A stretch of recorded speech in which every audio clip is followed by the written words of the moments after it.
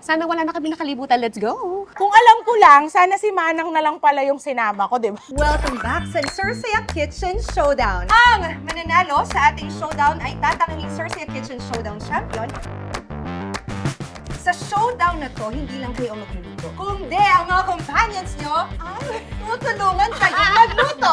Meron lang kayong 90 minutes para gawing mas pinasarap at mas pinasaya ang inyong mga dishes. In 3, 2, 1, go!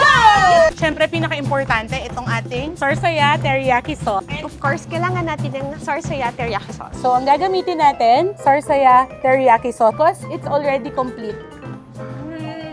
Ang sarap ng pagka-marinate. 5, 4, 3, 2, 1. Hands up!